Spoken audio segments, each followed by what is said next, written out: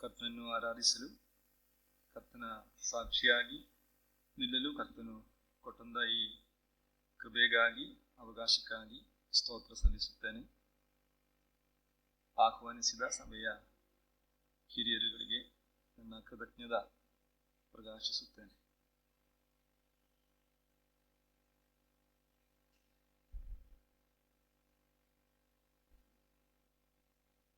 ಪ್ರಕಟಣೆ ಪುಸ್ತಕದಿಂದ ಒಂದು ವಾಕ್ಯವನ್ನು ಪ್ರಾರಂಭವಾಗಿ ಓದಿಕೊಳ್ಳೋಣ. Revelation chapter 12 verse 11.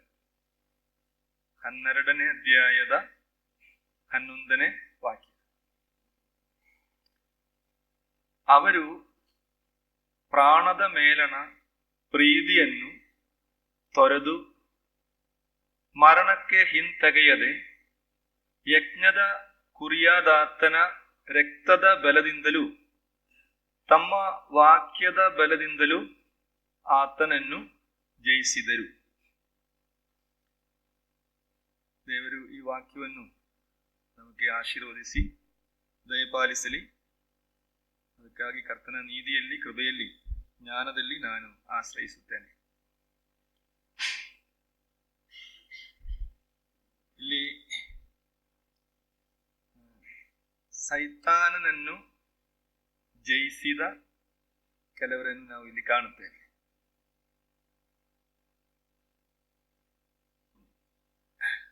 ಅವರು ಹೇಗೆ ಸೈತಾನನನ್ನು ಜಯಿಸಿದೆ ಎಂಬುದನ್ನು ನಾವು ಅರ್ಥ ಮಾಡಿಕೊಂಡು ಅದೇ ಕಾರ್ಯಗಳನ್ನು ನಾವು ಅವಲಂಬಿಸಿದರೆ ನಮಗೂ ಸೈತಾನನನ್ನು ಜಯಿಸಬಹುದು.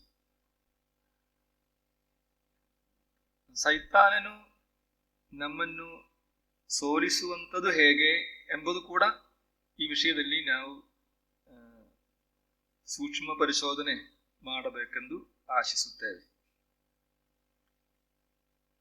ಈ ದಿನಮಾನಗಳಲ್ಲಿ ಅನೇಕ ಸಮಸ್ಯೆಗಳ ದಿನಗಳಾಗಿತ್ತು. ಒಂದಂದ್ರೆ, ನಮ್ಮ ಮನೆ ಖಾಲಿ ಮಾಡಬೇಕೆಂದು ಓನರು ಹೇಳಿದ. ಈ ತಿಂಗಳು 11 ವರ್ಷ ಆಯಿತು. ಅವರಿಗೆ ಒಂದು ಭಯ. ಇಷ್ಟು ವರ್ಷ ಒಂದೇ ಮನೆಯಲ್ಲಿರುವಾಗ ಓನರ್ಗಳಿಗೆ ಭಯ ಇರುತ್ತದೆ ಸಾಮಾನ್ಯವಾಗಿ. ನಾನು ಹೇಳಿದೆ, ಓಕೆ, ನಾವು ಹೋಗುತ್ತೀವಿ, ಬೇರೆ ಮನೆಗೆ ಹೋಗುತ್ತೀವಿ.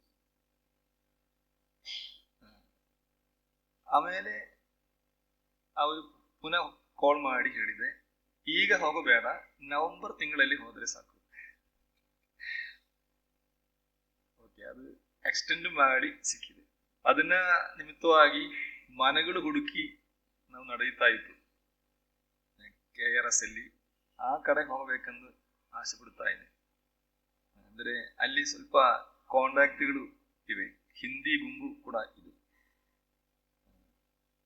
ಅದಕ್ಕಾಗಿ ಪ್ರಾರ್ಥನೆ ಮಾಡಿ ನವೆಂಬರ್ ತಿಂಗಳೊಳಗಡೆ ನಮಗೆ ಆ ರೋಡಲ್ಲಿ, KRS ರೋಡಲ್ಲಿ ಒಂದು ಮನೆ ಸಿಕ್ಕಬೇಕು. ಅದನ್ನ ನಿಮಿತ್ತವಾಗಿ ಅಲೆದಾಡುತ್ತಾ ಇತ್ತು.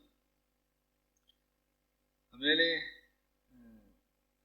ನನ್ನ ಮಗಳ ಪಾಪು, ಅವರಿಬ್ಬರು ಕೆಲಸಗಾರರು. ಪಾಪುನ್ ನೋಡಕ್ಕೆ ಯಾರು ಇಲ್ಲ. ಅದರಿಂದ ಅವಳನ್ನು ಮನೆಗೆ ಕರ್ಕೊಂಡು ಬಂದಿದೆ, ಈ ಕಡೆ ಮೈಸೂರು. ಅದು ಪರವಾಗಿಲ್ಲ, ಅಡ್ಜಸ್ಟ್ ಆಯಿತು. ಆದರೆ ಯಾವಾಗಲೂ ನಾನೇ ಹೊತ್ತುಕೊಂಡಿರಬೇಕು.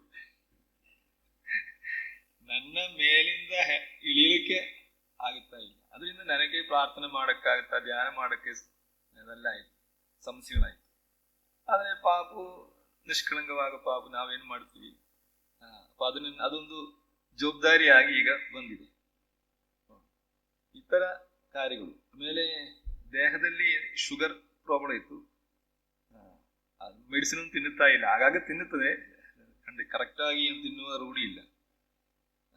ಅದನ್ನ ನಿಮಿತ್ತವಾಗಿ ಕೆಲವು ಸಮಸ್ಯೆಗಳು ಬೇರೆ ಇದೆ. ತುಂಬಾ ಕ್ಷೀಣ, ಇದೆಲ್ಲ ನಿಮಿತ್ತ. ಸೈತಾನನ ಬಗ್ಗೆ ನಾವು ಸ್ಟಡಿ ಮಾಡುವಾಗೆಲ್ಲ ಇತರ ಸಮಸ್ಯೆಗಳು ಬರ್ತಾ ಇದೆ. ಈ ವಾಕ್ಯಕ್ಕೆ ಬರೋಣ.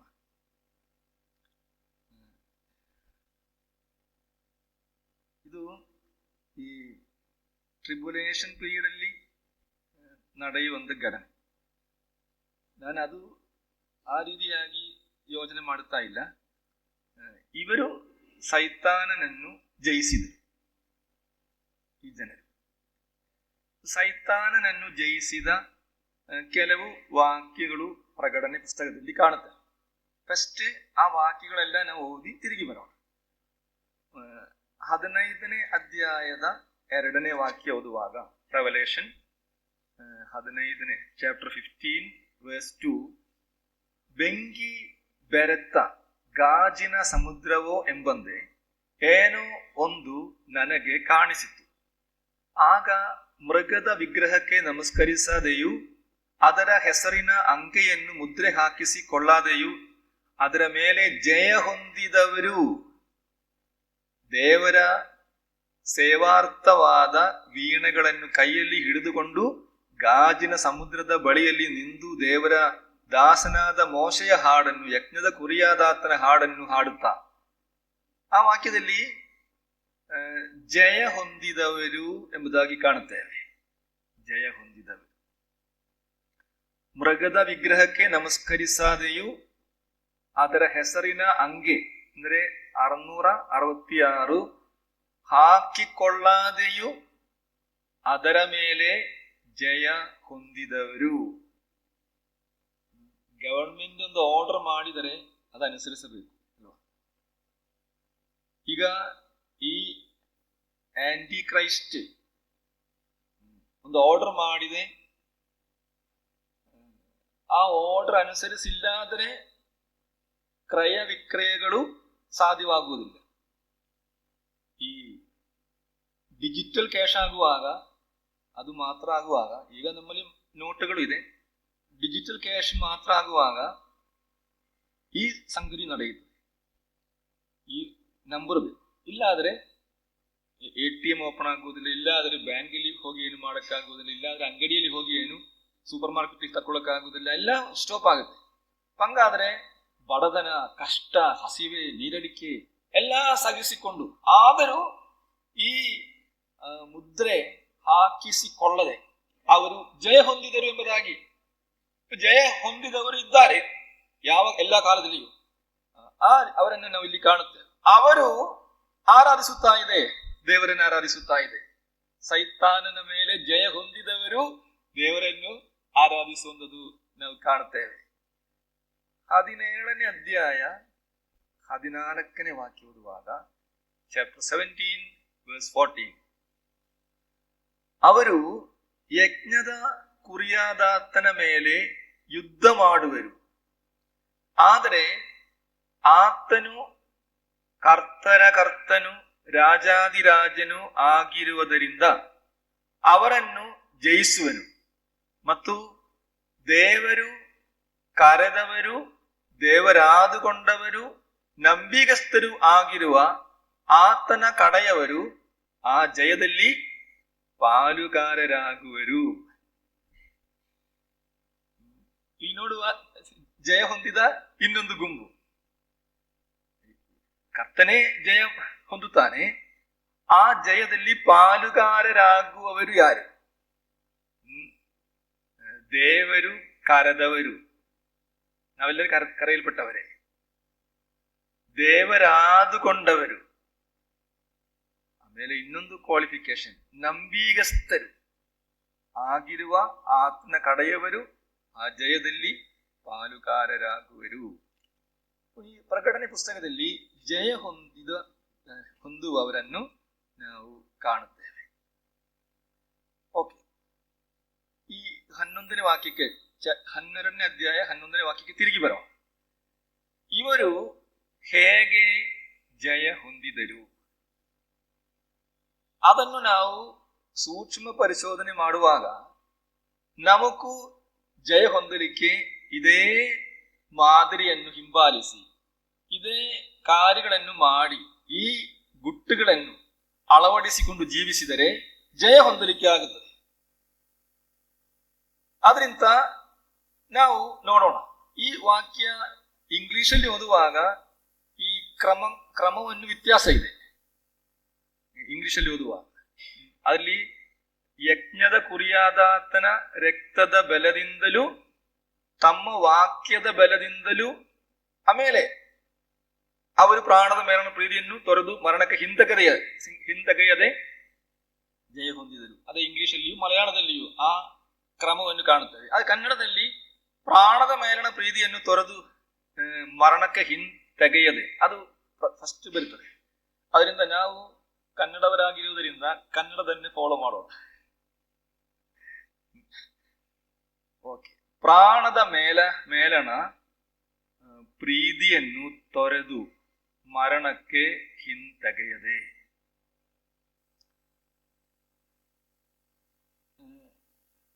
ಸೈತಾನನಿಗೆ ಗೊತ್ತು ನಾವು ಜಾಸ್ತಿ ಪ್ರೀತಿ ಮಾಡುವುದು ಯಾರನ್ನು? ನಮ್ಮನ್ನೇ ಅಲ್ಲ.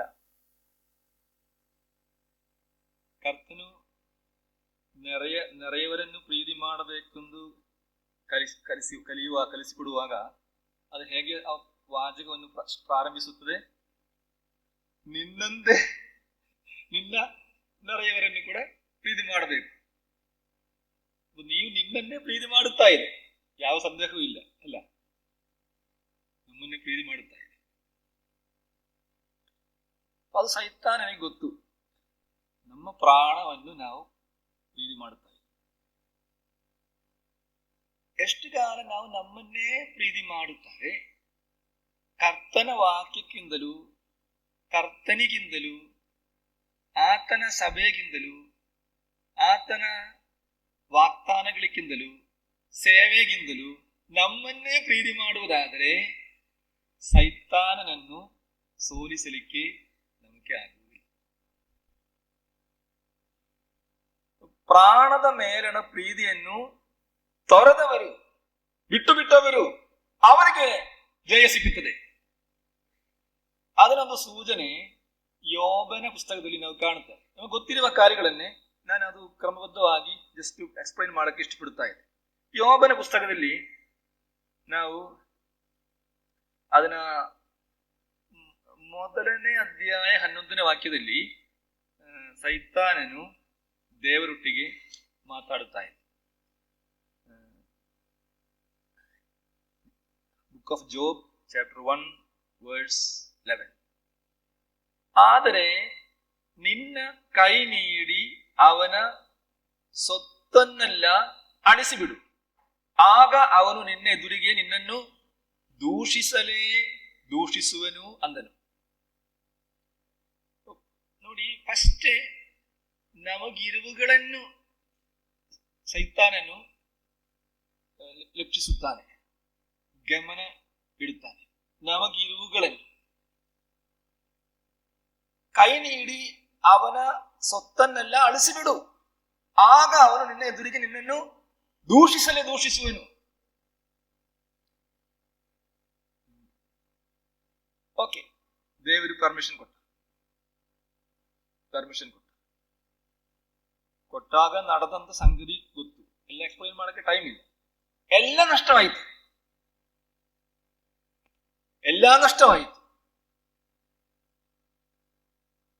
ಆಮೇಲೆ ಬಿರುಗಾಳಿ ಬೀಸಿ ಮನೆಯ 4 ಮೂಲೆಗಳಿಗೆ ಬಡಿಯಿತು, ಮನೆಯು ಯೌವನಸ್ಥರ ಮೇಲೆ ಬಿದ್ದಿತ್ತು, ಸತ್ತು ಹೋದರು.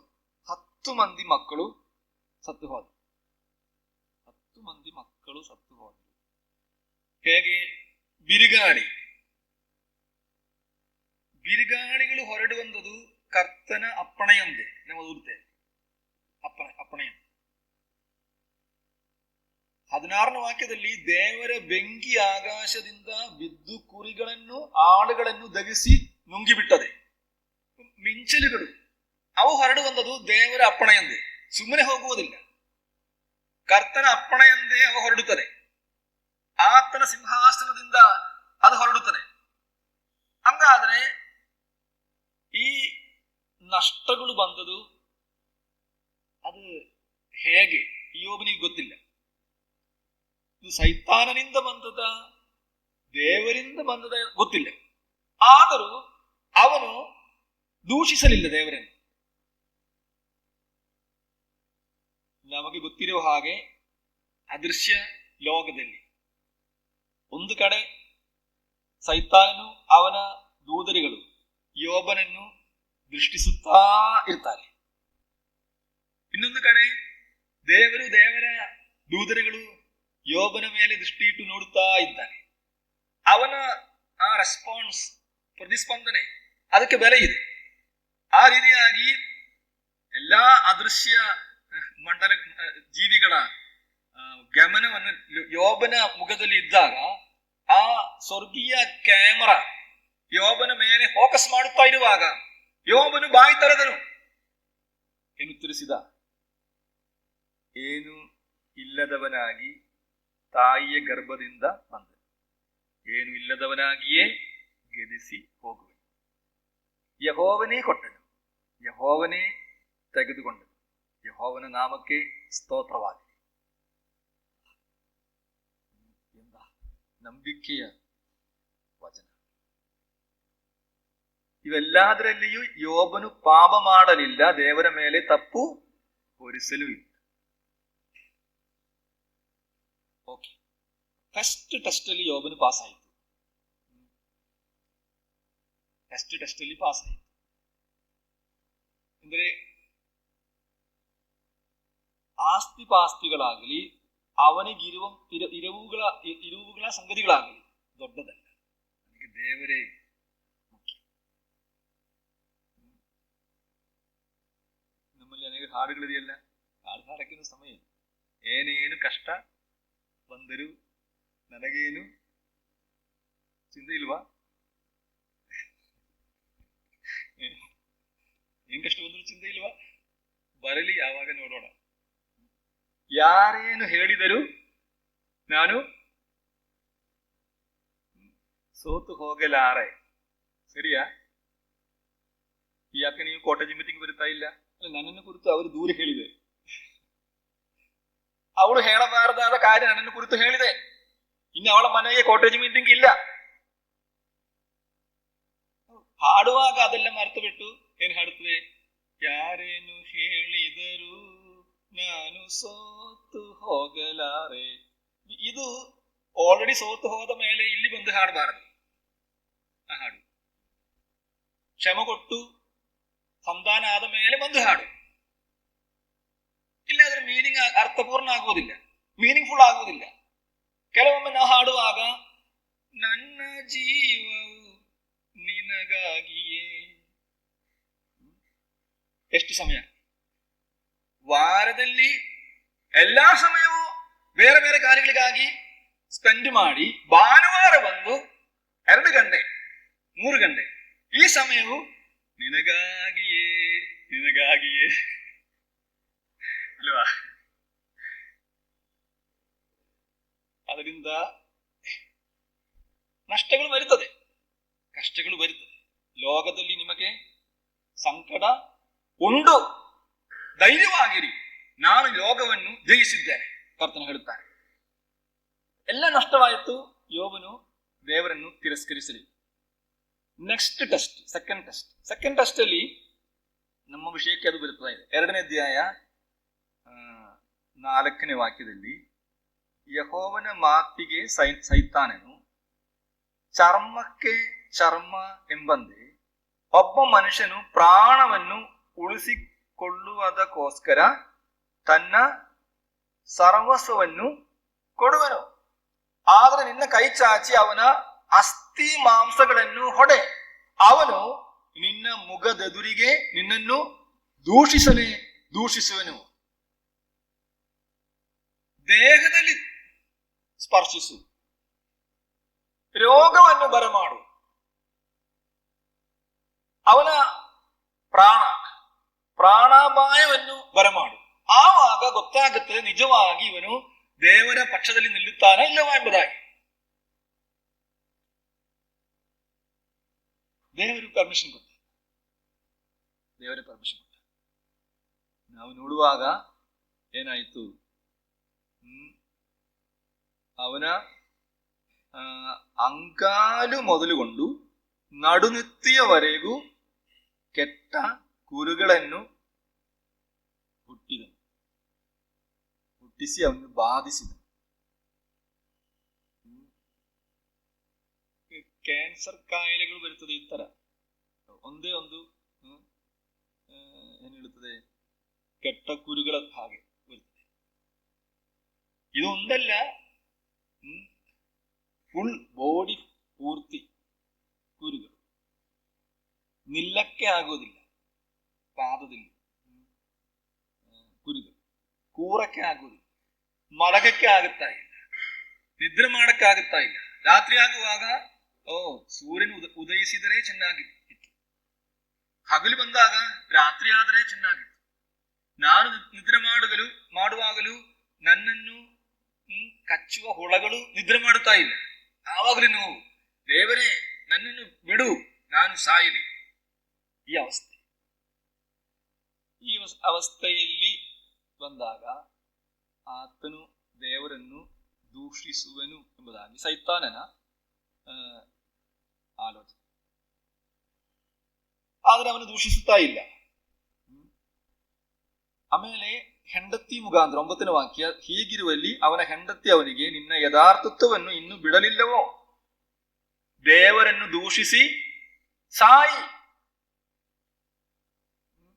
ಈಗ ಒಬ್ಬ ವೈರಿ ನಮಗೆ ಏನಾದ್ರೂ ಒಂದು ಸಿಟ್ಟಾಗಿ ನಮ್ಮ ಎದುರಾಗಿ ಮಾತಾಡುವಾಗ ನಮಗೆ ಅದು ಅರ್ಥ ಮಾಡಿಕೊಳ್ಳಬಹುದು, ನಾನು ಸಾಯುವುದೇನು.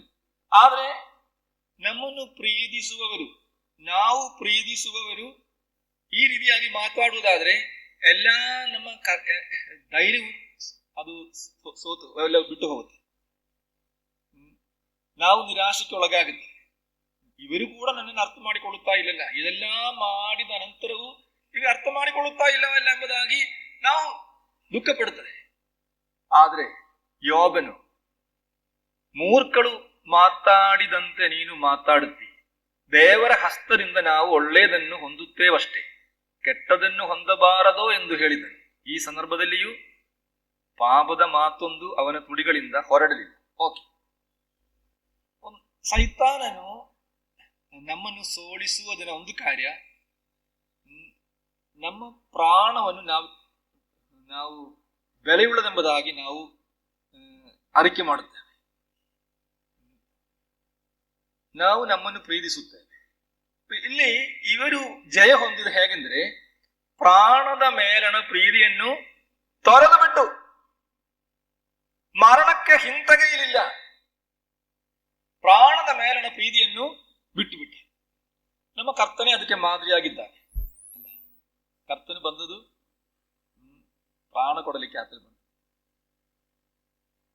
ಪ್ರಾಣ ಕೊಡಲಿಕ್ಕೆ. ಅದು ಕ್ರೂರವಾದ ಮರಣವನ್ನು ಅನುಭವಿಸಲಿಕ್ಕೆ ಕರ್ತನು ಬಂದ, ಸಿಲುಬೆಯ ಮರಣ.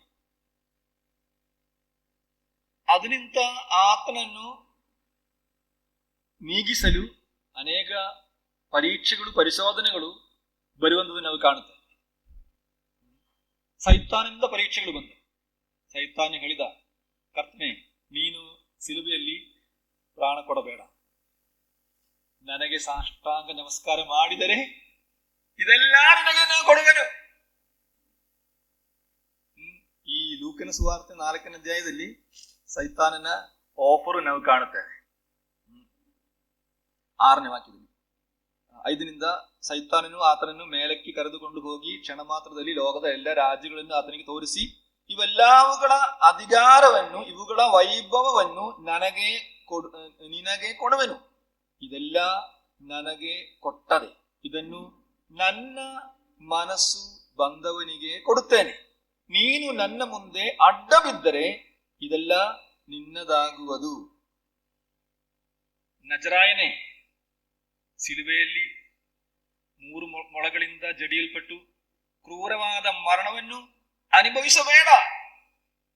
ಈ ಎಲ್ಲ ಅಧಿಕಾರವನ್ನು, ಶಕ್ತಿಯನ್ನು ನಾನು ನಿನಗೆ ಕೊಡುವೆನು, ನನಗೆ ಅಡ್ಡ ಬೀಳು ಕೊಡುವನು. ಕರ್ತನು ಅದು ಮಾಡಲಿ. ಸೈತಾನನ ಮುಖಾಂತರ ಪರೀಕ್ಷೆ ಬಂತು. ಆಮೇಲೆ ಮತ್ತಾಯನ ಸುವಾರ್ತೆ 16ನೇ ಅಧ್ಯಾಯದಲ್ಲಿ ಪೇತ್ರನೊಂದು ಮಾತಾಡಿದ. 16ನೇ ಅಧ್ಯಾಯದ 22ನೇ ವಾಕ್ಯ. ಆಗ ಪೇತ್ರನು ಆತನ ಕೈ ಹಿಡಿದು, ಸ್ವಾಮಿ, ದೇವರು ನಿನ್ನನ್ನು ಕಾಯಲಿ, ನಿನಗೆ ಹೀಗೆ ಎಂದಿಗೂ ಆಗಬಾರದು ಎಂದು ಆತನನ್ನು ಗೆದರಿಸುವುದಕ್ಕೆ ಪ್ರಾರಂಭಿಸಲು. ನೋಡಿ, ಗುರುವೇ, ಕರ್ತನೆ, ನೀವು ಸಿಲುಬೆಯಲ್ಲಿ ಸಾಯಬೇಡ. ಕರ್ತನು ಅದೆಲ್ಲ ಎದುರಿಸಿ ಆತನು ಹೋದನು, ಸಿಲುಬೆಗೆ ಹೋದನು, ನಡ್ಕೊಂಡು ಹೋದನು. ಅದಕ್ಕಾಗಿ ಪ್ರಾರ್ಥನೆ ಮಾಡಿದ, ಅದಕ್ಕಾಗಿ ಕಣ್ಣೀರು ಸುರಿಸಿದ. ಆ ಕಾರ್ಯವನ್ನು ನಡೆಯುವವರೆಗೂ ಕರ್ತನು ಕಷ್ಟಪಟ್ಟನು. ಆತನು ಹೇಳಿದ, ನನಗೆ ಒಂದು ದೀಕ್ಷಾಸ್ನಾನ ಇದೆ, ಒಂದು ಕಾರ್ಯ ಇದೆ, ಅದು ನೆರವೇರುವವರೆಗೂ ನಾನು ಬೇಸರಗೊಳ್ಳುತ್ತಾ ಇದ್ದಾನೆ. ಕರ್ತನು ಅದೆಲ್ಲ ಅನುಭವಿಸಿದ. ಅವನ ಬೆವರು ರಕ್ತದೋಪಾದಿಯಲ್ಲಿ ಬಿದ್ದವು ಎಂಬುದಾಗಿ ನಾವು ಓದುತ್ತೇವೆ. ಆ ರೀತಿಯಾಗಿ ಕಷ್ಟಪಟ್ಟು ಆತನು ಸಿಲುಬೆಯಲ್ಲಿ ಪ್ರಾಣ ಕೊಟ್ಟಾಗ ಏನಾಯಿತು? ಸೈತಾನನ ಆಫರ್ ಅನ್ನು ಸ್ವೀಕರಿಸಿ ಆತನು ಸಾಷ್ಟಾಂಗ ಪ್ರಣಾಮ ಮಾಡಿದರೆ ಭೂಮಿಯ ಅಧಿಕಾರ ಮಾತ್ರ ಸಿಗುತ್ತಿತ್ತು.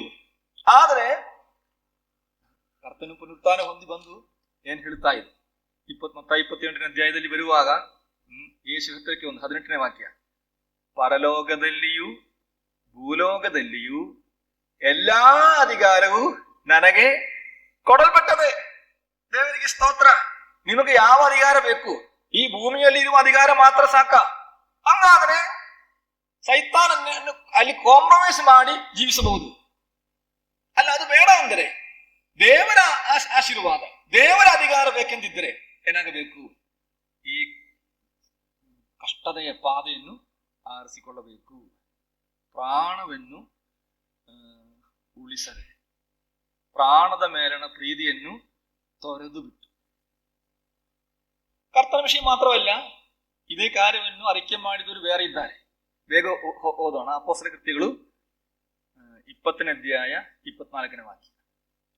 ಅಪೊಸ್ತಲರ ಕೃತ್ಯಗಳು 20ನೇ ಅಧ್ಯಾಯ 24ನೇ ವಾಕ್ಯದಲ್ಲಿ ಪೌಲನು ಹೇಳುತ್ತಾನೆ, ಆದರೆ ಪ್ರಾಣವನ್ನು ಉಳಿಸಿಕೊಳ್ಳುವುದೇ ವಿಶೇಷವೆಂದು ನಾನು ಎಣಿಸುವುದಿಲ್ಲ. ದೇವರ ಕೃಪೆಯ ವಿಷಯವಾದ ಸುವಾರ್ತೆಯನ್ನು ಆಸಕ್ತಿಯಿಂದ ಪ್ರಕಟಿಸಬೇಕೆಂಬುದಾಗಿ ಕರ್ತನಾದ ಯೇಸುವಿನಿಂದ ನಾನು ಹೊಂದಿರುವ ಸೇವೆ ಎಂಬ ಓಟವನ್ನು ಕಡೆಗಾಣಿಸುವುದೊಂದೇ ನನ್ನ ಅಪೇಕ್ಷೆ. ಪ್ರಾಣವನ್ನು ಉಳಿಸಿಕೊಳ್ಳುವುದೇ ವಿಶೇಷವೆಂದು ನಾನು ಎಣಿಸುವುದಿಲ್ಲ. ಏನ್ ಸಂಭವಿಸಿದ್ರು ನನಗೆ ಅದರಲ್ಲಿ ಚಿಂತೆ ಇಲ್ಲ. ಕರ್ತನು ಕೊಟ್ಟಂತ ಸೇವೆ ಅದು ಮುಗಿಸಬೇಕು, ಇದೊಂದೇ ನನ್ನ ಆಶೆ. ಕರ್ತನ ಸೇವೆ ಅದು ಮುಕ್ತಾಯಗೊಳ್ಳಬೇಕಾದ್ರೆ, ನೆರವೇರಿಸಬೇಕಾದ್ರೆ ಏನಾಗಬೇಕು? ಪ್ರಾಣದ ಮೇಲಿನ ಪ್ರೀತಿಯನ್ನು ತೊರೆದು ಬಿಡಬೇಕು, ಮರಣಕ್ಕೆ ಒಪ್ಪಿಸಬೇಕು. ಅವನು ಬೇರೊಂದು ಭಾಗದಲ್ಲಿ ಹೇಳ್ತಾನೆ, ನಾನು ಐ ಡೈ ಡೈಲಿ, ಮರಣಕ್ಕೆ ಒಪ್ಪಿಸಿಕೊಟ್ಟು ಕೊಯ್ಲಿನ ಕುರಿಗಳಂದೇ ಕುರಿಯಂದೇ ನಾನು ಜೀವಿಸುತ್ತಾ ಇದ್ದೇನೆ. ಯಾವ ಟೈಮ್ ಬೇಕಾದ್ರೂ ಸಾಯ್ಬಹುದು. ಆದ್ರೆ ಹಂಗಾದ್ರೆ ನಮಗಿದ ಆಗುತ್ತಾ? ಈ ರೀತಿಯಾಗಿ ಮರಣಕ್ಕೆ ಎದುರಿಸಲಿಕ್ಕೆ ಆಗುತ್ತಾ ಧೈರ್ಯವಾಗಿ? ನಮ್ಗೆ ಸ್ವಂತ ಶಕ್ತಿ ಇಲ್ಲ, ಶಕ್ತಿಯಲ್ಲಿ ಅದಾಗುವುದಿಲ್ಲ. ಅದಕ್ಕೆ ಕರ್ತನು ಕೆಲವು ವಾಗ್ದಾನ ಕೊಟ್ಟಿದ್ದಾನೆ. ಒಂದು ವಾಗ್ದಾನ ಎಂದರೆ, ಕರ್ತನು ಎಲ್ಲ ಕಾರ್ಯಗಳು ನಮ್ಮ ಹಿತಕ್ಕಾಗಿ ಮಾತ್ರ ಮಾಡ್ತಾರೆ, ನಮ್ಮ ಒಳ್ಳೆತನಕ್ಕಾಗಿ ಮಾತ್ರ ಮಾಡುತ್ತಾರೆ. ವಾಕ್ಯದೆಯಾ? ರೋಮ 8:28 ಅಲ್ಲ, ಕರ್ತನ ವಾಗ್ದಾನ ಅಲ್ಲಿ ನಾವು ಓದುವಂಥದ್ದು, ದೇವರ ಸಂಕಲ್ಪದ ಮೇರೆಗೆ ಕರೆಯಲ್ಪಟ್ಟು ಆತನನ್ನು ಪ್ರೀತಿಸುವವರ ಹಿತಕ್ಕಾಗಿ ಎಲ್ಲಾ ಕಾರ್ಯಗಳು ಅನುಕೂಲವಾಗುತ್ತವೆ. ಆತನು ನಮಗಾಗಿ ಕೊಟ್ಟಿರುವ ಕಾರ್ಯಗಳು, ಯಾವ ಕಾರ್ಯಗಳಾದರೂ, ಕಷ್ಟವಾದರೂ ದುಃಖವಾದರೂ, ನಮ್ಮ ಒಳ್ಳೆತನಕ್ಕಾಗಿ, ಒಳ್ಳೆಯದಕ್ಕಾಗಿ ಆತನು ಕೊಡುತ್ತಾನೆ. ಈ ನಂಬಿಕೆ ನನ್ನಲ್ಲಿ ಬೇಕು, ನಿಮ್ಮಲ್ಲಿ ಬೇಕು. ಆತನು ನನಗೆ ವಿರೋಧವಾಗಿ ನಾನು ನಾಶವಾಗುವುದಕ್ಕಾಗಿ ಏನು ಮಾಡುವುದಿಲ್ಲ. ಆತನಿಗೆ ಒಂದು ಉದ್ದೇಶವಿದೆ, ಅದು ನನ್ನ ಹಿತಕ್ಕಾಗಿ. ನಾನು ಅದರಲ್ಲಿ ನಂಬುತ್ತೇನೆ. ಕರ್ತನೇ ಸ್ತೋತ್ರ. ಇದು ನಾವು ಸೈತಾನನ್ನು ಜಯಿಸಲಿಕ್ಕೆ ಗುಟ್ಟುಗಳು ಹೇಳ್ತಾ ಇದೆ. ಮೊದಲನೇ ಕಾರ್ಯ. ಎರಡನೇ ಕಾರ್ಯ, ಧೈರ್ಯ ಕೊಡಲಿಕ್ಕೆ ಎರಡನೇ ಕಾರ್ಯ ಏನೆಂದರೆ, ಕೊರಿಂಥ್ಯ ಪತ್ರಿಕೆಯಲ್ಲಿ 10ನೇ ಅಧ್ಯಾಯ 13ನೇ ವಾಕ್ಯದಲ್ಲಿ ನಮಗೊಂದು ವಾಗ್ದಾನ ಇದೆ. ಇದು ನಾನು ಯಾವಾಗಲೂ ಹಿಡ್ಕೊಂಡಿರುವ ಒಂದು ವಾಕ್ಯವೇ. 10ನೇ ಅಧ್ಯಾಯ 13ನೇ ವಾಕ್ಯ. ಮನುಷ್ಯರು ಸಹಿಸಬಹುದಾದ ಶೋಧನೆಯೇ ಹೊರತು ಬೇರೆ ಯಾವುದು ನಿಮಗೆ ಸಂಭವಿಸಲಿಲ್ಲ. ದೇವರು ನಂಬಿಗಸ್ತನು. ಯಾವುದರಲ್ಲಿ ನಂಬಿಗಸ್ತನು? ನಿಮ್ಮ ಶಕ್ತಿಯನ್ನು ಮೀರುವ ಶೋಧನೆಯನ್ನು ನಿಮಗೆ ಬರಗೊಡಿಸದೆ ನೀವು ಅದನ್ನು ಸಹಿಸುವುದಕ್ಕೆ ಶಕ್ತರಾಗುವಂತೆ ಶೋಧನೆಯಾಗುತ್ತಲೇ ತಪ್ಪಿಸಿಕೊಳ್ಳುವ ಮಾರ್ಗವನ್ನು ಸಿದ್ಧ ಮಾಡುವುದು. ದೇವರು ನಮಗೆ ಕೊಡುವ ಪರಿಶೋಧನೆಗಳು, ಕಷ್ಟಗಳು, ಅದು ಮರಣವಾದರು ನಮ್ಮ ಶಕ್ತಿಯನ್ನು ಮೀರುವ ಪರಿಶೋಧನೆಗಳು ಬರಗೊಡಿಸುವುದಿಲ್ಲ. ಎಷ್ಟು ದೊಡ್ಡ ಪರೀಕ್ಷೆಯಾದರೂ ಪರಿಶೋಧನೆಯಾದರೂ ನನ್ನ ಶಕ್ತಿಯನ್ನು ಮೀರುವ, ನನಗೆ ಅಸಾಧ್ಯವಾದ, ನಮ್ಮ ಲಿಮಿಟ್ ಅನ್ನು ದಾಟಿ ಹೋಗುವ ಪರಿಶೋಧನೆಗಳು ಆತನು ಬರಗೊಡಿಸುವುದಿಲ್ಲ. ಅದರಲ್ಲಿ ಆತನು ನಂಬಿಗಸ್ತನು. ಧೈರ್ಯವಾಗಿದೆಯಲ್ಲ? ಸ್ತೋತ್ರ. ಈಗ ನೀವು ಅನೇಕ ಪರಿಶೋಧನೆಗಳು ದಾಟಿ ಹೋಗುತ್ತಾ ಇರಬಹುದು.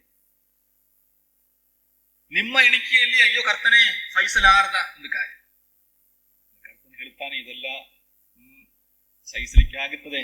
ಬೇರೆ ಕೆಲವರು ಸಹಿಸಿದೆಯಲ್ಲ, ಬೇರೆ ಕೆಲವರು ಸಹಿಸಿದೆ. ನಿಮಗೆ ಬಂದಿರುವ ಇದೇ ಕಷ್ಟ ನೂರಾರು ಭಕ್ತರು ಸಹಿಸಿ ಅದರಲ್ಲಿ ಹಾದು ಹೋಗುತ್ತಾ ಅವರು ಜಯ ಹೊಂದಿದ್ದಾರೆ. ಅದೇ ಪರಿಶೋಧನೆ ಮಾತ್ರ ನಿನಗೆ ಬಂದಿದೆ. ಅದರಿಂದ ಅಯ್ಯೋ ಇದು ನನಗೆ ಸಹಿಸಲಾರದ ಕಷ್ಟ ಎಂಬುದಾಗಿ ಉಚ್ಚರಿಸಬಾರದು, ಹೇಳಬಾರದು. ಸಹಿಸಲಿಕ್ಕೆ ಆಗದ ಯಾವ ಕಾರ್ಯಗಳು ಆತನು ಕೊಡುವುದಿಲ್ಲ. ಆತನು ನಂಬಿಗಸ್ತನು. ಮೂರನೇದಾಗಿ ನಾವು ಅರ್ಥ ಮಾಡಿಕೊಳ್ಳಬೇಕಾದ ಕಾರ್ಯ, ನಮಗೆ ಆತನ ಏನ್ ಕೊಡುತ್ತಾನೆ.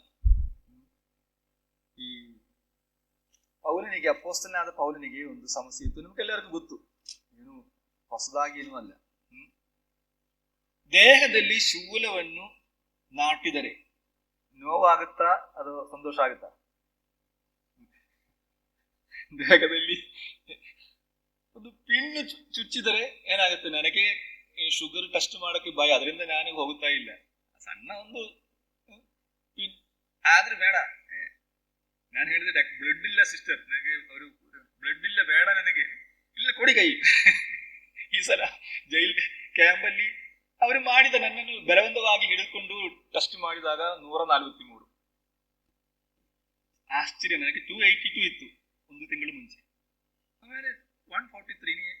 ಈ ಮನೆಗೆ ಬಂದಾಗ ನಮ್ಮ ಸಭೆಯಲ್ಲಿರುವ ಒಬ್ಬ ಆದರ್ಶ ಎಂಬೊಬ್ಬರು ಇದ್ದಾರೆ. ಅವ್ರು ಹೇಳಿದ್ದಾರೆ, ನಾನು ಹೊಸ ಮೆಷಿನ್ ತಂದಿದೆ. ನಾನು ಬೇಡ, ನನ್ನೇ ಪರಿಶೋಧನೆ ಮಾಡಿದೆ, ಇದು ಬೇಡ. ಅಲ್ಲ, ನಿನಗೆ 140 ನಂಬಕ್ಕಾಗುತ್ತಾ ಇಲ್ಲ, ಕೊಡಿ ಕೈ. ಒಮ್ಮೆ ಬಲವಂತವಾಗಿ ಇನ್ನು ಸೆಕೆಂಡ್ ಟೈಮ್ ಹಾಕಿದಾಗ 183. ಅದನ್ನೇ ಭಯ ನಮಗೆ ಇಲ್ಲ. ಆದ್ರೆ ಶೂಲವನ್ನು ದೇಹದಲ್ಲಿ, ಶರೀರದಲ್ಲಿ ನಾಟಿದೆಯೋ ಎಂಬಂತೆ ಗುದ್ದುವುದಕ್ಕೆ ಸೈತಾನನ ದೂತನು, ಅಂದ್ರೆ ನೋವಿನ ಅನುಭವ, ಯಾವಾಗಲೂ ನೋವು. ಆವಾಗ ಪೌಲನು ಪ್ರಾರ್ಥನೆ ಮಾಡಿದ. ಪೌಲನು ಯಾರಂದು ಏನು ಸಾಮಾನ್ಯ ಮನುಷ್ಯನಲ್ಲ. ಅವನ ನೆರಳು ಬಿದ್ದರೆ ರೋಗಿಗಳು ವಾಸಿಯಾಗುತ್ತಾ ಇತ್ತು. ಅವನು ಆ ಯುವತಿಕನನ್ನು ಮರಣದಿಂದ ಎಬ್ಬಿಸಿದವನು. ಅವನೊಂದು ದ್ವೀಪದಲ್ಲಿ ಹೋದಾಗ ಅಲ್ಲಿರುವಂತಹ ದ್ವೀಪ ಆ ಪ್ರಮಾಣಿಯನ್ನು ಅವನು ಗುಣಪಡಿಸಿದ. ಅನೇಕರನ್ನು ವಾಸಿ ಮಾಡಿದ ಪೌಲನು. ಅವನ ದೇಹದಲ್ಲಿ ರೋಗ ಬಂದಾಗ ಅದು ವಾಸಿಯಾಗುತ್ತಾ ಇಲ್ಲ. ಅವನು ಪ್ರಾರ್ಥನೆ ಮಾಡಿದ 3 ಸಲ. ಅಂದ್ರೆ ಒಂದು ಸಲ ಅಂದ್ರೆ ಒಂದು 3 ದಿನ 4 ದಿನ ಏಕಾಗ್ರವಾಗಿ ಉಪವಾಸದಿಂದ ಪ್ರಾರ್ಥನೆ ಮಾಡಿರಬಹುದು. ಪ್ರಾರ್ಥನೆ 3 ಸಲ ಪ್ರಾರ್ಥನೆ. ಕರ್ತನ ಏನು ಹೇಳಿದ? ಶೂಲವನ್ನು ತೆಗೆದು ಹಾಕುವುದಿಲ್ಲ ಪೌಲನೇ. ಅದು ತೆಗೆದು ಹಾಕಿದರೆ, ಆ ವೇದನೆಯನ್ನು ನೀಗಿಸಿದರೆ ಏನಾಗುತ್ತದೆ? ನೀನು ಹೊಗಳಿಕೊಳ್ಳುವುದಕ್ಕೆ ಆಸ್ಪದ ಇರುತ್ತದೆ. ನಾನು ನಿನಗೆ ಅಮೂಲ್ಯವಾದ ದರ್ಶನಗಳನ್ನು, ಆತ್ಮಿಕ ಮರ್ಮಗಳನ್ನು ಕೊಡುತ್ತಾ ಇದೆ. ಸಾಮಾನ್ಯ ಮನುಷ್ಯರಿಗೆ ಸಿಕ್ಕದ ಕಾರ್ಯಗಳು ನಿನಗೆ ಕೊಡ್ತಾ ಇದೆ. ಅದರಲ್ಲಿ ಹೆಮ್ಮೆ ಪಡಲಿಕ್ಕೆ, ನೀವು ಹೆಮ್ಮೆ ಪಟ್ಟು ಸೈತಾನನಿಗೆ ಸಂಭವಿಸಿದ ಆ ವೀಳ್ಚೆಗೆ ಹೋಗಲಿಕ್ಕೆ ಸಾರಥಿ ಉಂಟು. ಅದರಿಂದ ಈ ನೋವು ಇರುವಾಗ ಬೇರೆ ಹೆಮ್ಮೆ ಪಡಲಿಕ್ಕೆ ಆಗುವುದಿಲ್ಲ. ಯಾವಾಗಲೂ ನೋವಿರುವಾಗ ನಮಗೆ ಸರಿಯಾಗಿ ಹೋಗ್ತಾ ಪರವಾಗಿಲ್ಲ, ಇವತ್ತಲ್ಲೇ ನಾಳೆ ಸಾಯ್ತೀನಿ, ಇದು ಅಷ್ಟೇನ್ ಬೇಡ. ನನ್ನ ಹೆಂಡತಿ ಅಯಣಿ ಕರೆಕ್ಟ್ ಆಗಿ ಮಾಡು, ಸುಮ್ಮನೆ ಬಿಡು, ಯಾಕೆ ಅಯಣಿ ವಾಕ್ಯದಲ್ಲಿ ಕರೆಕ್ಟ್ ಆಗ್ಬೇಕು. ಅಯಣಿ ಕರೆಕ್ಟ್ ಆಗಿ ಮಾಡ್ಲಿಲ್ಲ ಆದ್ರೂ ಪರವಾಗಿಲ್ಲ. ಅದಕ್ಕೆ ಅದು ಬೆಲೆ ಕೊಡುವುದಿಲ್ಲ. ಆಗಲಿ ಆಗದಿರಲಿ ಅದನ್ನ ಏನು ವಿಷಯವೇ. ಕರ್ತನು ಹೇಳ್ತಾನೆ, ನಿನಗೆ ನೋವಿನ ಅನುಭವದಿಂದ ಬಿಡುಗಡೆ ಇಲ್ಲ, ಆದ್ರೆ ನನ್ನ ಕೃಪೆಯೇ ನಿನಗೆ ಸಾಕು. ಬಲಹೀನತೆಯಲ್ಲಿಯೇ ಬಲವು ಪೂರ್ಣ ಸಾಧಕವಾಗುತ್ತದೆ ಎಂದು ನನಗೆ ಹೇಳಿದ್ದಾರೆ. ನಾನು ನಿನಗೆ ಕೃಪೆ ಕೊಡುತ್ತಾನೆ, ಶಕ್ತಿ ಕೊಡುತ್ತಾನೆ. ನೀನು ರೋಗಿಗಳಿಗಾಗಿ ಪ್ರಾರ್ಥನೆ ಮಾಡುವಾಗ ದೇವರ ಶಕ್ತಿ ಹೊರಟು ಬಂದು ಅವರನ್ನು ವಾಸಿ ಮಾಡುತ್ತದೆ. ಮಿಕ್ಕ ಅಪೊಸ್ತಲರಿಗೆ ಸಿಕ್ಕದ ಆತ್ಮೀಯವಾದ ಗೂಢ ಅರ್ಥಗಳು ನಿನಗೆ ನಾನು ತಿಳಿಯ ಮಾಡುತ್ತಾನೆ. ನೀನು ಪ್ರಸಂಗ ಮಾಡಕ್ಕೆ ಹೋಗುವಾಗ ಅರಸುಗಳು ನಿನ್ನ ಮುಂದೆ ಭಯಚಕಿತರಾಗಿ ಭಯಪಟ್ಟು ನಿಲ್ಲುತ್ತಾರೆ. ಸುವಾರ್ತೆಯ ಸತ್ಯಾಂಶವನ್ನು ಲೋಕದಲ್ಲಿ ಎಲ್ಲ ಪ್ರಚುರಪಡಿಸಲಿಕ್ಕೆ ನಾನು ನಿನ್ನನ್ನು ನೇಮಿಸಿದ್ದೇನೆ. ನೀನು you are the apostle of gentiles, ಅನೇಕರ ಮುಂದೆ ನಿಲ್ಲಬೇಕಾಗಿದೆ. ಅದಕ್ಕೆ ಈ ನೋವು ಅಲ್ಲಿ ಇರಲಿ, ಆದ್ರೆ ನನಗೆ ಕೃಪೆ ಕೊಡುತ್ತೆ. ನಿಮಗೆ ಏನ್ ಬೇಕು? ಸಮೃದ್ಧಿಯಾದ ಕೃಪೆ ಬೇಕಾ? ನೋವು ನೀಗಿಸಲ್ಪಡಬೇಕಾ? ನೀವೇ ಆರಿಸಿಕೊಳ್ಳಿ. ನಾನೊಮ್ಮೆ ಬಸ್ಸಲ್ಲಿ ಹೋಗುತ್ತಾ ಇತ್ತು. ಅದು ಒಂದು 2-3 ಗಂಟೆ ಪ್ರಯಾಣ ಇದೆ. ಇಡೀ ರಾತ್ರಿ ಒಂದು ಪ್ರಾರ್ಥನೆ ಮಾಡಿ ವಾಕ್ಯ ರೆಡಿ ಮಾಡಿ ಮಾರ್ನಿಂಗ್ ಆದಾಗ ನಿದ್ರೆ ಅಂದ್ರೆ ಕಣ್ಣು ಮುಚ್ಚಿದ್ರೆ ಆಗ ಗೊತ್ತಾಗಲಿಲ್ಲ, ಅಷ್ಟು ನಿದ್ರೆ. ಆದ್ರೆ ಬಸ್ಸಲ್ಲಿ ಹತ್ತಿ ಸೀಟ್ ಇಲ್ಲ. ಕರ್ತನೆ, ಈ ಬಸ್ಸಲ್ಲಿ ಈಗ 50 ಜನರಿದ್ದಾರೆ, ಇವರಲ್ಲಿ ಎಲ್ಲಿ ಹೋಗುತ್ತೆ ಅಂತ ಗೊತ್ತಿಲ್ಲ, ನಾನಿನ್ನು ಸೇವೆಗಾಗಿ ಹೋಗ್ತಾ ಇದ್ದೆ, ಒಂದು ಸೀಟು ಕೊಡು. ಆದ್ರೆ ಸೀಟ್ ಇಲ್ಲ. ನಾನು ಆ ಮನುಷ್ಯನು ಎದ್ದೇಳಕ್ಕೆ ನೋಡುತ್ತಾ ಇದ್ದ. ಅದರಿಂದ ಅಲ್ಲಿ ಹೋಗಿ ನಿಂತಾಗ ಮೊದಲು ನಿಂದ ಕಡೆಯಿಂದ ಒಬ್ಬರು ಎದ್ದು ಬೇರೊಬ್ಬರು ಅಲ್ಲಿ ಒಂದು ಕೂತು, ಆವಾಗ ತಿರುಗಿ ಬಂದು ಇನ್ನು ಇಲ್ಲಿಂದ ಯಾರಾದ್ರೂ ಎದ್ದೇಳಕ್ಕೆ ಚಾನ್ಸ್ ಇದೆ ಇಲ್ಲಿ ಬಂದಾಗ ಅಲ್ಲಿ ಅವ್ರಿಗೆ ಹೋದ್ರು. ಆ ಕಡೆ ನನ್ನನ್ನು ಆಟ ಆಡುತ್ತಾ ಇದೆ, ಸೀಟ್ ಇಲ್ಲ. ಅರೆ, ನಾನೀಗ ನಿಂದು ನಿದ್ರೆ ಮಾಡ್ಬೇಕಾ ಬಸ್ಸಲ್ಲಿ? ನನಗೆ ಒಂದು ಸೀಟು ಕೊಡು. ಕರ್ತನು ಇದೇ ಪ್ರಶ್ನೆ ಕೇಳಿದ್ರು ನನಗೆ, ನಿನಗೆ ಸೀಟು ಬೇಕಾ ಕೃಪೆ ಬೇಕಾ? ನಾನು ವಾಕ್ಯ ಸಾರಕ್ಕೆ ಹೋಗ್ತಾ ಇದೆ, ಕೃಪೆ ಸಾಕು. ಅಲ್ಲಿ ತಲುಪುವರೆಗೂ ಸೀಟು ಸಿಗಲಿಲ್ಲ. ಆ ಕಡೆ ಎಲ್ಲ ಒಬ್ಬೊಬ್ಬರು ಎದ್ದೇಳುವಾಗ ಬೇರೊಬ್ಬರು ಒಂದು ಕೂರ್ತೆ. ಆದ್ರೆ ನಾನು ಆ ಸಭೆಯಲ್ಲಿ ಹೋಗಿ, ಇಲ್ಲೆಲ್ಲ ಕೇರಳದಲ್ಲಿ ನಡೆದೊಂದು ಘಟನೆ, ಬಾಯಿ ತೆರೆದಾಗ ಎಜೆಕಿಯೇಲನಲ್ಲಿ ಒಂದು ವಾಕ್ಯ, ಪವಿತ್ರಾತ್ಮನು ನನ್ನ ಮೇಲೆ ಬಿದ್ದು ಎಂಬುದಾಗಿ. ಆ ಶಕ್ತಿ. ನಾನು ಹೇಳಿದೆ, ಕರ್ತನೆ, ಇನ್ನು ಸೀಟೇ ಬೇಡ ನನಗೆ, ಇನ್ನು ಸೀಟೇ ಬೇಡ, ನಿನ್ನ ಕೃಪೆ ಸಾಕು. ನಾವು ಕರ್ತನ ನಮಗೆ ಎದುರಾಗಿ ಏನು ಮಾಡುವುದು? ಈ ಮರಣ ಇಲ್ಲಿ ನೋಡುವಂಥದ್ದು, ಅವರು ಪ್ರಾಣದ ಮೇಲಣ ಪ್ರೀತಿಯನ್ನು ತೊರೆದು ಮರಣಕ್ಕೆ ಹಿಂತೆಗೆಯದೆ. ದೇವರಿಗೆ ಸ್ತೋತ್ರ. ಐ ಥಿಂಕ್ ನಮ್ದು ನೆಕ್ಸ್ಟ್ ಸೆಷನ್ ಟೈಮ್ ಆಯ್ತು ಅಂತ ಅನಿಸುತ್ತೆ. ಇದನ್ನ ಮಿಕ್ಕದು ನೆಕ್ಸ್ಟ್ ಸೆಷನ್ ಅಲ್ಲಿ ದೇವರ ಚಿತ್ತವಾದ್ರೆ ನಾವು ಮಾಡೋಣ. ನಮಗೆ ಈ ರಕ್ತ ಸಾಕ್ಷಿಗಳು, ನಾನೆಲ್ಲ ಯೋಚನೆ ಮಾಡ್ತಾ ಇದ್ದಾಗ ಜಾರ್ಖಂಡಲ್ಲಿ, ಛತ್ತೀಸ್ಗಢಲ್ಲೆಲ್ಲ ಹಿಂಸೆ ನಡೀತಾ ಇದೆ. ಅವರನ್ನು ಹೊಡೆಯುವುದನ್ನು ನೋಡಿ ಕರ್ತನೆ ಎಲ್ಲ ಕಷ್ಟ ಅನುಭವಿಸ್ತಾ ಇದೆ, ಇದೆಲ್ಲ ಆಗುತ್ತಾ ಎಂಬುದಾಗಿ ನನಗೆ. ಆದ್ರೆ ನೀವು ರಿಚಾರ್ಡ್ ಉಂಪ್ರಾಂಡ್ ಎಂಬವರ ಬುಕ್ಗಳು ಓದಿರಬಹುದು. ಟಾರ್ಚರ್ಡ್ ಫಾರ್ ಕ್ರೈಸ್ಟ್ ಓದಿಲ್ಲಾದ್ರೆ ಓದಬೇಕು. ಕನ್ನಡದಲ್ಲಿ ಇದೇನು ಗೊತ್ತಿಲ್ಲ ನನಗೆ. Tortured for Christ, in God's underground, solitary sermons ಇತ್ಯಾದಿ ಪುಸ್ತಕಗಳು ಇದೆ. ಇದೆಲ್ಲ ಓದಬೇಕು. ಅವರ ದೇಹದಲ್ಲಿ 18 ದ್ವಾರಗಳು ಮಾಡಿದ ಕಮ್ಯುನಿಸ್ಟ್. ಎಷ್ಟು ದ್ವಾರಗಳು? 18 ದ್ವಾರಗಳು. ಅವರು ಹೇಳಿದ, ದೇವರ ಮೇಲಣ ಪ್ರೀತಿಯಿಂದ, ಪರಿಶುದ್ಧ ಹೃದಯದಿಂದ ಈ ಎಲ್ಲ ಕಷ್ಟಗಳು ತಾಳಿಕೊಳ್ಳಬಹುದಂತ ನನಗೆ ನಂಬಕ ಆಗ್ತಾ ಇದೆ. ಅವರು ಹೇಳಿದ, ಅನುಭವಿಸಿದವರು. ಹಾಗೆ ಬಿಟ್ಟರ್ನೆಸ್, ಅದನ್ನ ಒಂದು ಚೂರು ಒಂದು ಅಂಶ ಕೂಡ ಹೃದಯದಲ್ಲಿ ಇಡದೆ ಅವರನ್ನು ಪ್ರೀತಿ ಮಾಡಿ ಪವಿತ್ರತೆಯ ದೇವರ ಮೇಲಿನ ಪ್ರೀತಿಯ ಜ್ವಾಲೆ ಉರಿಯುವಾಗ ಯಾವ ಕಷ್ಟಗಳು ಸಹಿಸಬಹುದೆಂಬುದಾಗಿ ರಿಚಾರ್ಡ್ ಉಂಬ್ರಾಂಡ್ ಆತನ ಪುಸ್ತಕದಲ್ಲಿ ಬರೆದಿದೆ. ಬೇರೊಂದು ಪುಸ್ತಕದಲ್ಲಿ ಅದು ಕೂಡ ಹೇಳಿ ಈ ಹಿಂಸಾ ಸಮಯಕಾಲ ಒಬ್ಬೊಬ್ಬರನ್ನು ಸುಟ್ಟು ಬಿಡುತ್ತಾ ಇದೆ, ಸುಡುತ್ತಾ ಇದೆ. ಕೆಲವರು ನಿಲ್ಲುತ್ತಾ ಇದೆ, ಕೆಲವರನ್ನು ಅಲ್ಲಿ ಅವರು ಬೆಂಕಿಗೆ ಹಾಕುತ್ತಾ ಇದೆ. ನಿಲ್ಲುವ ಗುಂಪಿನಲ್ಲಿ ಒಬ್ಬನು ಹೇಳಿದೆ, ನೋಡಿ ನೀನು ಆ ಬೆಂಕಿಗೆ ಹೋಗುವಾಗ, ನಿಮ್ಮ ಮೇಲೆ ಬೆಂಕಿ ಹಾಕುವಾಗ ಅದು ನಿಮಗೆ ಸಹಿಸಲಿಕ್ಕೆ ಆಗುವುದಾದ್ರೆ ನೀವು ಚಪ್ಪಾಳೆ ಹೊಡೆಯಬೇಕು. ಆವಾಗ ನಮಗೆ ಧೈರ್ಯ ಆಗುತ್ತೆ, ಅಂದ್ರೆ ನಮಗೂ ಭಯ, ಬೆಂಕಿಯಲ್ಲಿ ಹಾಕಕ್ಕೆ ಹೋಗ್ತಾ ಇದೆ ಭಯ, ನೀವು ಚಪ್ಪಾಳೆ ಹೊಡೆ ಸಾರಿ ಅಷ್ಟೇ, ನೀನು ಕೈ ಎತ್ತಬೇಕು. ಆಮೇಲೆ ಅವನ ಟ್ರೈನ್ ಬಂದಾಗ ಅವನನ್ನು ಕರ್ಕೊಂಡು ಹೋಗ, ಹಿಡ್ಕೊಂಡು ಹೋಗ. ಇವರೆಲ್ಲ ನೋಡ್ತಾ ಇದೆ, ಈ ಬೆಂಕಿಯಲ್ಲಿ ಅವನನ್ನು ಬೆಂಕಿ ಹಾಕಿ ಅವನನ್ನು ಸುಡುವಾಗ ಅವನು ಅದು ಸಹಿಸಲಿಕ್ಕೆ ಆಗುತ್ತಾ ಇಲ್ಲವೋ, ಅವನು ಕೈ ಎತ್ತುತ್ತಾ ಇದೆಯಾ ಇಲ್ವಾ. ಬೆಂಕಿ ಉರಿಯಲಿಕ್ಕೆ ಪ್ರಾರಂಭಿಸಿದಾಗ ಆ ಬೆಂಕಿಯ ಒಳಗೆ ಅದರ ಮಧ್ಯದಲ್ಲಿ ನಿಂತುಕೊಂಡು ಅವನು ಚಪ್ಪಾಳೆ ಹೊಡೆಯಲಿಕ್ಕೆ ಸ್ಟಾರ್ಟ್ ಆಯ್ತು. ಅರ್ಥವೇನು? ಆಗುತ್ತೆ, ಸಹಿಸಲಿಕ್ಕೆ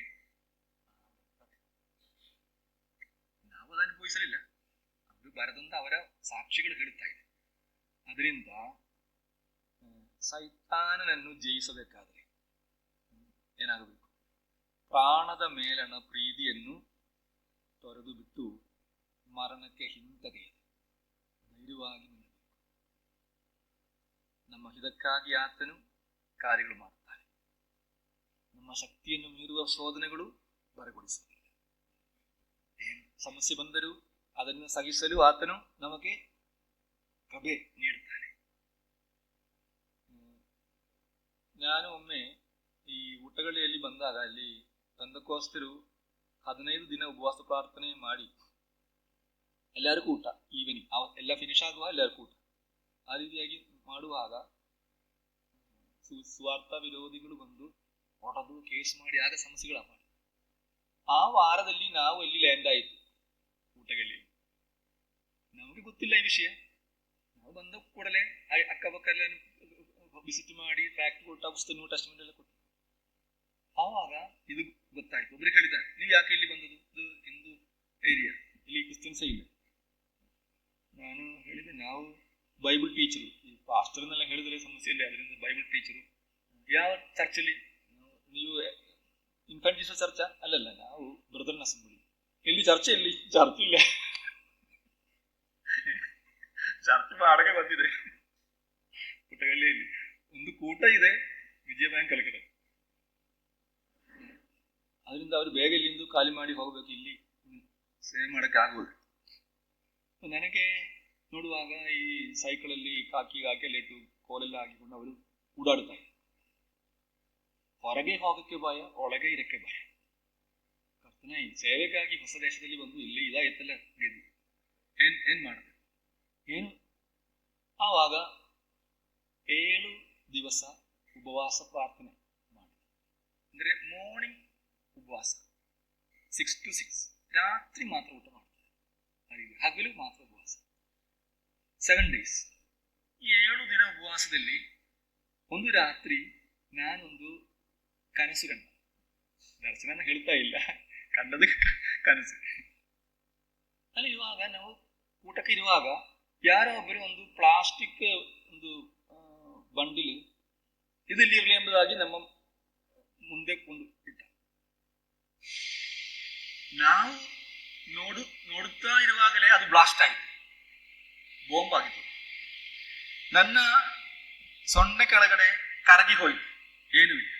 ಅಲ್ಲಿಂದ ನಾನು ಹೊರಗೆ ಬಂದ, ದೇಹದಲ್ಲಿ ಇಲ್ಲ, ನನ್ನನ್ನು ಹೊತ್ತುಕೊಂಡು ಹೋಗುತ್ತಾ ಇದೆ ಹಾಸ್ಪಿಟ್ಲಿಗೆ. ಆಮೇಲೆ ನಾನು ಸತ್ತು ಹೋದೆ. ನನ್ನ ಫ್ಯೂನರಲ್ ಸರ್ವಿಸ್ ನೋಡಿದೆ, ಫ್ಯೂನರಲ್ ಸರ್ವಿಸ್ ನೋಡುವಾಗ ನನ್ನ ಹೆಂಡತಿ ಅಳುತ್ತಾ ಇದೆ, ನನ್ನ ಸಭೆಯವರು ಅಳುತ್ತಾ ಇದೆ, ಎಲ್ಲವರು. ಆದ್ರೆ ನಾನು ಫುಲ್ ಪವರ್, ನಾನು ಹೋಗಿ ಹೇಳ್ತಾ ಇದೆ, ಅಳಬೇಡ, ಡೋಂಟ್ ವೀಪ್, ನಾನು ಇಲ್ಲಿ ಇದ್ದೇನೆ, ನನಗೇನೂ ಆಗಲಿಲ್ಲ, ತುಂಬಾ ಸಂತೋಷ, ನಾನು ಆತ್ಮದಲ್ಲಿ ತುಂಬಾ ಗುಟ್ಟವನಾಗಿರ್ತಾನೆ, ಮರಣ ಅಂದ್ರೆ ಏನು ಅಲ್ಲ, ಅಳಬೇಡ, ಮೊರ ಇಡಬೇಡ. ಆದ್ರೆ ಅವ್ರಿಗೆ ಗೊತ್ತಾಗುತ್ತಾ ಇಲ್ಲ ನಾನು ಮಾತಾಡುವುದು. ನಾನಲ್ಲಿ ಇದೆಲ್ಲ ನೋಡುತ್ತಾ ಇದ್ದೆ ನನ್ನ ಇವನು ಮಿನಿಸ್ಟರ್. ಆಮೇಲೆ ನಾನು ಎಚ್ಚತ್ತು, ಮರಣ ಅಂದ್ರೆ ಇಷ್ಟೇ, ಮರಣ ಅಂದ್ರೆ ಇಷ್ಟೇ, ಏನು ಭಯಪಡತಕ್ಕ ಏನು ಅಗತ್ಯ ಇಲ್ಲ. ಅದರಿಂದ ಧೈರ್ಯವಾಗಿ ಹೊರಗೆ. ಆಮೇಲೆ ನನಗೆ ಒಂದು ಮೀಟಿಂಗ್ ಕರೆದವರು ಕೇರಳದಲ್ಲಿ. With this fasting I travel to Thiruvalla. ಆಮೇಲೆ ಅರ್ಧ ಗಂಟೆ ಮೆಸೇಜ್, ಅದಕ್ಕಾಗಿ ಇಷ್ಟು ದೂರ ಪ್ರಯಾಣ ಮಾಡಬೇಕು. ನಾನು ಅವರಿಗೆ ಹೇಳಿದ್ದೆ, ಬ್ರದರ್ ನಾನು ಬರಬೇಕು, ಎಷ್ಟು ದೂರ ನಾನು ಬರಬೇಕು ಈ ಅರ್ಧ ಗಂಟೆ ಮೆಸೇಜ್ಗೆ. ನೀವು ಒಂದೇ ನೀವು ಬರಲೇಬೇಕು. ನಾನು ಹೋಗಿ ಆಮೇಲೆ 8 ದಿನ ಆಯಿತು ಉಪವಾಸ. ವಾಪಸ್ ಬರುವ ಟ್ರೈನಲ್ಲಿ ನಾನು ಯೋಜನೆ ಮಾಡಿದ್ದೆ, ನಾನು ಇಷ್ಟು ದಿನ ಆಲೋಚನೆ ಮಾಡಿ ಕರ್ತನೊಂದು ಕನಸು ತೋರಿಸಿಕೊಟ್ಟ, ಓಕೆ, ಒಂದು ವಾಕ್ಯ ಸಿಕ್ಕಿಲ್ಲ. ಕರ್ತನೆ ನಿನ್ನ ಆಲೋಚನೆ ಏನು, ನಾನು ಇಲ್ಲಿ ಇರಬೇಕು, ಊಟಗಳ್ಳಿಯಲ್ಲಿ ಅದು ಹೋಗಬೇಕು. ಅವರು ನನಗೆ ಒಂದು ಕವರ್ ಕೊಟ್ಟೆ, ಒಂದು ಗಿಫ್ಟ್, ಒಂದು ಸಣ್ಣ ಒಂದು ಗಿಫ್ಟ್ ಕೊಟ್ಟೆ. ಆದರೆ ಸಾಧಾರಣವಾಗಿ ಅದರಲ್ಲಿ ಬೇರೆ ಏನು ಇರಲಿಕ್ಕೆ ರೂಢಿ ಇಲ್ಲ. ಆದರೆ ನಾನು ಅದು ಓಪನ್ ಮಾಡಿದಾಗ, ಟ್ರೈನಲ್ಲಿ ಓಪನ್ ಮಾಡಿದಾಗ ಅದರಲ್ಲಿ ಒಂದು ವಾಕ್ಯ, ಒಂದು ಕಾಡು. ಆ ಕಾಡಲ್ಲಿ ಯಾವ ಹಾನಿಯೂ ನಿಮಗೆ ಬರುವುದಿಲ್ಲ, ಯಾವ ಬಾಧೆ ನಿನ್ನ ಗುಡಾರಕ್ಕೆ ತಲುಪುವುದಿಲ್ಲ. ಆ ಒಂದು ವಾಕ್ಯ ಕರ್ತನು ಹೇಳಿದ, ಇದೇ ವಾಕ್ಯ ನಿನಗೆ, ನೀ ಇಷ್ಟು ದಿನ ಉಪವಾಸ ಮಾಡಿದಕ್ಕೆ ನನ್ನಿಂದ ನಿನಗೆ ವಾಕ್ಯ, ಇದು ಕೀರ್ತನೆಯೊಂದು ವಾಕ್ಯ, ಯಾವ ಹಾನಿಯು ಬರುವುದಿಲ್ಲ. ಧೈರ್ಯವಾಯಿತು. ಆಮೇಲೆ ಊಟಗಳಲ್ಲಿ ಧೈರ್ಯವಾಗಿ ನಾವು ಮಾಡುತ್ತಾ ಇದುವರೆಗೂ ದೇವರ ಸಹಾಯದಿಂದ ಏನು ಬಂದಿಲ್ಲ. ದೇವರಿಗೆ ಇಷ್ಟ ಅಂತ ಕರ್ತನು ನಮಗೆ ಧೈರ್ಯ ಕೊಡುತ್ತಾರೆ. ಒಂದು ದಿನ ನಾವೆಲ್ಲ ಸಾಯಬೇಕು, ನಾವು ಕರ್ತನ ಸನ್ನಿಧಿಯಲ್ಲಿ ಸೇರಬೇಕು. ಅದು ನಮ್ಮ ಜೀವಕರವಾದ ನಿರೀಕ್ಷೆ. ನಾವು ಅಲ್ಲಿ ಹೋಗುತ್ತೇವೆ ಕರ್ತನ ಸನ್ನಿಧಿಯಲ್ಲಿ. ನಾನದೇ ಆಗಾಗ ಯೋಜನೆ ಮಾಡುವುದು, ಈ ಪ್ರಪಂಚವನ್ನು ಸೃಷ್ಟಿಸಿ ಅದನ್ನು ನಿಯಂತ್ರಿಸುವ ಸಿಂಹಾಸನದಲ್ಲಿ ಆಸೀನಾಗಿರುವ ನಮ್ಮ ಸರ್ವಶಕ್ತನಾದ ದೇವರು, ಆತನ ಸುತ್ತಲೂ ದೂತರು, ಆತನ ಸುತ್ತಲೂ ದೂತರುಗಳೆಂದರೆ ನಾವು ಪ್ರಕಟಣೆ ಪುಸ್ತಕದಲ್ಲಿ ಓದುವಾಗ ಒಬ್ಬ ದೂತನು ಇಳಿದು ಬಂದ, ಒಂದು ಕಾಲು ಸಮುದ್ರದಲ್ಲಿ, ಒಂದು ಕಾಲು ಭೂಮಿಯಲ್ಲಿ. ಎಂತ ಭಯಂಕರನಾದ ದೂತನು. ಆ ರೀತಿಯಾಗಿರುವ ದೂತರುಗಳು ಕರ್ತನ ಸುತ್ತಲೂ, ಕರ್ತನ ಆ ಸಿಂಹಾಸನದ ಮುಂದೆ ನಾವು ಬರುವ ಇಲ್ವಾ? ನಿರೀಕ್ಷೆ ಇದೆಯಾ? ಆತನನ್ನು ನಾವು ಅಡ್ಡು ಬಿದ್ದು ಆರಾಧನೆ ಸಲ್ಲಿಸು. ನಮ್ಮನ್ನು ಪ್ರೀತಿಸಿ ಕಲವಾರಿ ಶಿಲುಬೆಯಲ್ಲಿ ಪ್ರಾಣ ಕೊಟ್ಟಂತ ಯೇಸುವನ್ನು ನಾವು ಕಣ್ಣಾರೆ ಕಾಣುವ, ಮುಖಾಮುಖಿಯಾಗಿ ಕಂಡು ಆತನ ಪಾದ ಸಮಕ್ಷದಲ್ಲಿ ಬಿದ್ದು ಆರಾಧನೆ ಸಲ್ಲಿಸು. ಆ ನಿರೀಕ್ಷೆ ನಮಗಿದೆ. ಅದರಿಂದ ಅವರು ಸೈತಾನನನ್ನು ಜಯಿಸಿದು ಮೊದಲನೇ ಗುಟ್ಟಂದರೆ ಅವರು ಪ್ರಾಣದ ಮೇಲನ ಪ್ರೀತಿಯನ್ನು ಬಿಟ್ಟು ನಾವೆಲ್ಲ ಬಿಟ್ಟು ಬಿಡೋಣ. ದೇವರು ಸಹಾಯ ಮಾಡಲಿ. ಈ ಆಲೋಚನೆಗಳು ನಮ್ಮ ಆತ್ಮೀಯ ಜೀವನಕ್ಕೆ ಚೈತನ್ಯಗೊಳಿಸಲಿ. ಕರ್ತನ ನಾಮಕ್ಕೆ ಮಹಿಮೆ ಉಂಟಾಗಲಿ.